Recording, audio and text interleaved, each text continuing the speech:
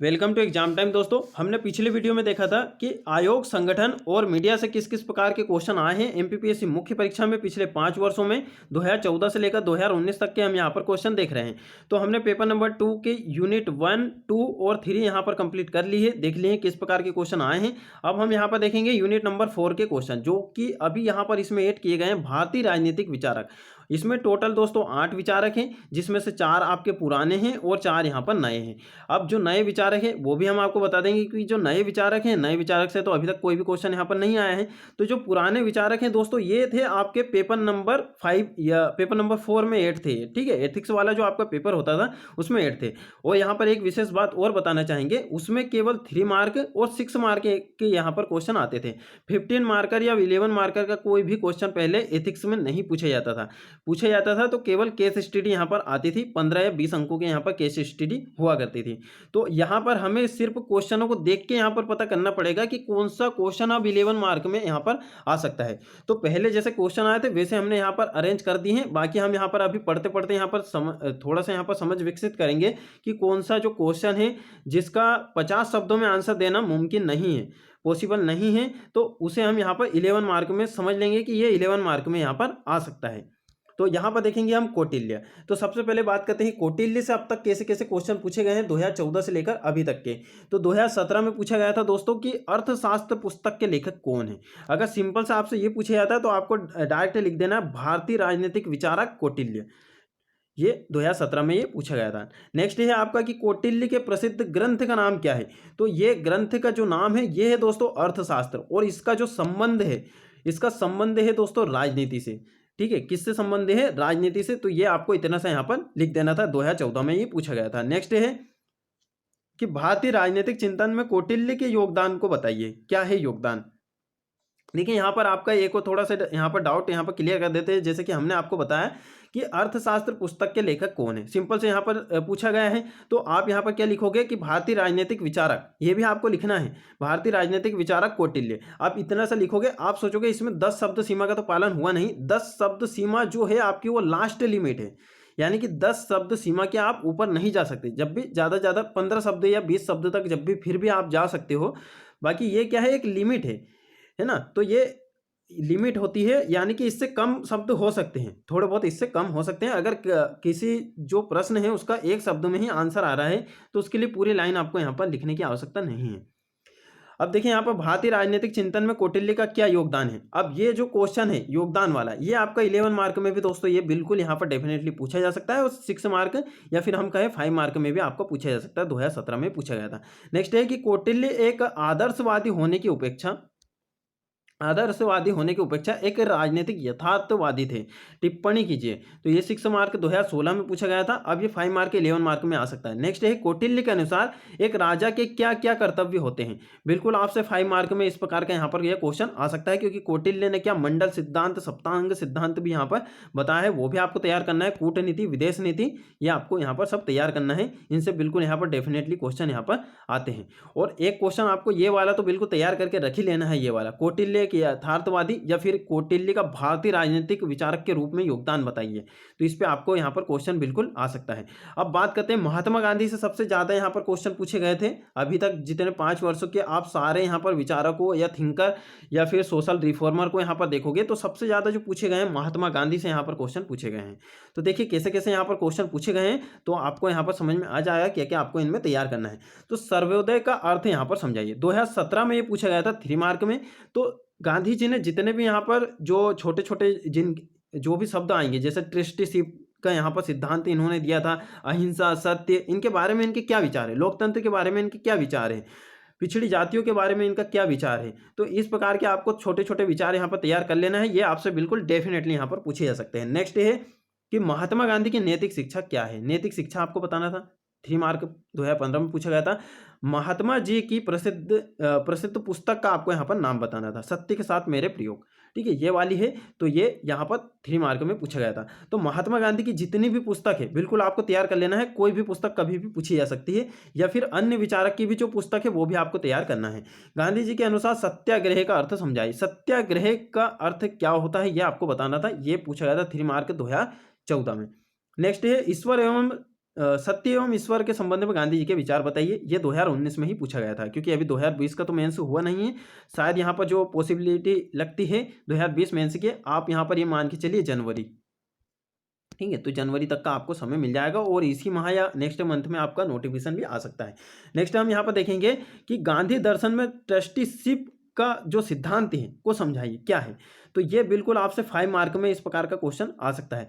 Next है लोकतंत्र में गांधी जी के विकेंद्रीकरण के सिद्धांत, 5 मार्क में बिल्कुल पूछा जा सकता है, 2016 में पूछा गया था। नेक्स्ट है आपका कि जो महात्मा गांधी के अनुसार अहिंसा क्या है, ये भी आपका 5 मार्क में पूछा जा सकता है, ये 2015 में 6 मार्क में पूछा गया था। नेक्स्ट है गांधी दर्शन के नैतिक बिंदुओं की विवेचना कीजिए, तो उनके जो नैतिक बिंदु है वो आपको यहाँ पर बताना था। ये 2018 में ये क्वेश्चन पूछा गया। अब देखिए 2019 में कौन सा क्वेश्चन आया कि अहिंसा का क्या महत्व है। तो ये देखिए आप थोड़े बहुत मिलते जुलते या फिर उन्हीं क्वेश्चनों को थोड़ा सा यहाँ पर परिवर्तित करके यहाँ पर क्वेश्चन आते रहते हैं, ज़्यादा कुछ चेंजेस नहीं है, क्योंकि इनके जितने सिद्धांत हैं वो तो हैं। अब यहाँ पर जवाहरलाल नेहरू, देखिए जवाहरलाल नेहरू, सरदार वल्लभ भाई पटेल, ये दोनों यहाँ पर नए ऐड हुए हैं, तो इनसे अभी तक क्वेश्चन नहीं पूछे गए। आप यहाँ पर देखोगे राम मनोहर लोहिया, इनसे अभी तक 3 प्रश्न पूछे गए हैं और 6 मार्क में यहाँ पर पूछे गए हैं। तो सबसे ज़्यादा ये जो जाने जाते हैं, तो देखिए राम मनोहर लोहिया के अनुसार समाजवाद की व्याख्या, देखिए एक तो इनका समाजवाद आपको तैयार करना है, 2015 में ये पूछ ही लिया है समाज के बारे में। तो इन्होंने सबसे ज़्यादा जो अपने विचार दिए वो समाज के बारे में ही दिया है। देखिए 3 ही बार जो क्वेश्चन आया समाज के बारे में आया, देखिए समाजवाद, समाज और उसके बाद में यहाँ पर सामाजिक आर्थिक चिंतन। तो इनका जो विचार है पूर्णतः किस पर आधारित है, ये समाजवाद पे आधारित है। जब भी आप इनके यहाँ पर शुरुआत करो लिखने की, जब 11 मार्क में अगर राम मनोहर लोहिया के बारे में आता है तो आप इस प्रकार भी यहाँ पर शुरुआत कर सकते हो कि राम मनोहर लोहिया का जो विचार है पूर्णतः किस पे केंद्रित है, समाज पे केंद्रित है। इस प्रकार से आप इंट्रो बना सकते हो। तो आप जब टॉपिक को अच्छे से यहाँ पर पढ़ लेते हो तो आपको वैसे ही यहाँ पर इंट्रो बनाना आ जाता है। कुछ कुछ जो थिंकर वगैरह रहते हैं उनकी कुछ बेसिक बातें यहाँ पर लिख लेना चाहिए, जैसे कि हमने आपको बताया कि राम मनोहर लोहिया समाजवाद पे, इनका जो विचार है पूरा समाजवाद पे थे। तो ये यहाँ पर ये 3 क्वेश्चन आप देख सकते हो, वीडियो को पॉज करके भी यहाँ पर देख सकते हो। अब बात करते हैं हम डॉक्टर भीमराव अंबेडकर, ठीक है। तो इनसे अभी तक कैसे कैसे क्वेश्चन पूछे गए हैं। अब देखिए डॉक्टर भीमराव अंबेडकर को आपको क्या है स्टार्टिंग से यहाँ पर पढ़ना पड़ेगा। इनकी जो पृष्ठभूमि है, ये पृष्ठभूमि आपको समझना पड़ेगा। इनका जितना भी विचार है स्त्रियों के प्रति और जो नीची जाति के जो व्यक्ति होते हैं या फिर हम दलित कहें उनके प्रति, तो उनको शोषण से बचाने के लिए, और इसी प्रकार से इनका यहाँ पर विचार है। इनके सारे जो विचार हैं ये हमेशा क्या है व्यक्तियों पर ही यहाँ पर निर्भर है। स्त्री शिक्षा पे ये बल देते थे। उसके बाद में यहाँ पर जो गरीब या वंचित लोग हैं उनकी शिक्षा पे यहाँ पर बल दिया जाता था, उनको सम्मान या स्वतंत्रता उनको दी जाए। इस प्रकार के इनके यहाँ पर विचार आपको देखने को मिलेंगे, क्योंकि इनकी पृष्ठभूमि ही यही है। तो इस प्रकार से आप इनका इंट्रो बना सकते हो। तो हर जो जितने भी यहाँ पर विचारक हुए हैं उनके बारे में आपको बेसिक पॉइंट तो पता होना ही चाहिए कि इनका जो विचार है किस चीज़ पे यहाँ पर केंद्रित है। तो देखिए इनसे किस प्रकार के क्वेश्चन अभी तक पूछे गए हैं कि डॉक्टर अंबेडकर के सामाजिक चिंतन पर यहाँ पर टिप्पणी लिखिए। तो बिल्कुल आपसे 11 मार्क में ये क्वेश्चन पूछा जा सकता है। 2017 में ये 6 मार्क में पूछा गया था। अब संविधान निर्माण में डॉक्टर अंबेडकर की क्या भूमिका है, तो इनकी बहुत ही महत्वपूर्ण यहाँ पर भूमिका है। तो ये आपको यहाँ पर ये बताना था बिल्कुल पॉइंट में। और एक क्वेश्चन दोस्तों आपको एक और यहाँ पर तैयार करना है कि गांधी और अंबेडकर के विचारों की यहाँ पर तुलना कीजिए। तो ये क्वेश्चन आपसे बिल्कुल यहाँ पर डेफिनेटली पूछा जा सकता है। तो ये 6 मार्क 2015 में पूछा गया था। नेक्स्ट है कि अंबेडकर का सामाजिक चिंतन, देखिए यहाँ पर इनका भी जो विचार है सामाजिक चिंतन पे ही यहाँ पर अधिकतर जोर देता है या फिर उन पर आधारित है। तो ये अब यहाँ पर आप देखोगे नेक्स्ट है कि स्वतंत्र आधुनिक भारत के इतिहास में डॉक्टर अंबेडकर क्या योगदान है। अब देखिए यहाँ पर और यहाँ पर बहुत ज़्यादा यहाँ पर अंतर है। इस क्वेश्चन में है संविधान निर्माण में डॉक्टर अंबेडकर की भूमिका बताइए। तो ये जो आंसर लिखना था पूरा आपको यहाँ पर संविधान से रिलेटेड यहाँ पर लिखना था। अब ये यहाँ पर पूछा गया कि स्वतंत्र आधुनिक भारत के इतिहास में, अब यहाँ पर इनके जितने भी कार्य रहे हैं सारे यहाँ पर कार्य आ जाएंगे। उसमें संविधान निर्माण की भूमिका भी इनकी आ जाएगी, सामाजिक चिंतन आ जाएगा, आर्थिक चिंतन आ जाएगा, राजनीतिक चिंतन आ जाएगा, इनका जो धार्मिक चिंतन है वो तक यहाँ पर आ जाएगा। तो सभी को आपको 4-4, 5-5 पॉइंट में आपको बताना है। और ये बिल्कुल आपसे 11 मार्क में इस प्रकार का क्वेश्चन पूछा जा सकता है। अब हम यहाँ पर नेक्स्ट बात कर लेते हैं दीनदयाल उपाध्याय। तो दीनदयाल उपाध्याय की हम यहाँ पर बात करते हैं। तो देखिए पंडित दीनदयाल उपाध्याय के अनुसार एकात्म मानववाद का यहाँ पर अर्थ बताइए। 2014 में पूछा गया था। आप यहाँ पर देखोगे इनके जितने भी क्वेश्चन है एकात्म मानववाद पे ही आधारित है। तो ये वाला क्वेश्चन आप बिल्कुल अच्छे से यहाँ पर तैयार कर लीजिए, क्योंकि एकात्म मानववाद आपसे वापस से यहाँ पर पूछा जा सकता है।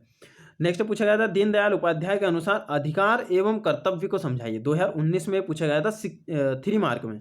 नेक्स्ट है एकात्म मानववाद की प्रासंगिकता बताइए, यानी कि वर्तमान में उसकी क्या उपयोगिता है, ये आपको यहाँ पर बताना था। 2017 में पूछा गया था और ये बिल्कुल आपसे 11 मार्क में इस प्रकार का यहाँ पर क्वेश्चन पूछा जा सकता है, प्रासंगिकता। या फिर ये पूछा जा सकता है, इन दोनों क्वेश्चनों को एक करके यहाँ पर पूछा जा सकता है कि पंडित दीनदयाल उपाध्याय के एकात्म मानववाद की व्याख्या कीजिए और वर्तमान की इसकी प्रासंगिकता को बताइए। इस प्रकार से बिल्कुल आपका 11 मार्क में यहाँ पर क्वेश्चन आ सकता है। तो दोस्तों आशा करते हैं आपको ये सारा जो डिस्कशन है या फिर क्वेश्चनों को जो हमने आपको समझा है ये आपको समझ में आए होंगे। आपके जो सोचने की क्षमता है वो काफ़ी यहाँ पर बढ़ी होगी।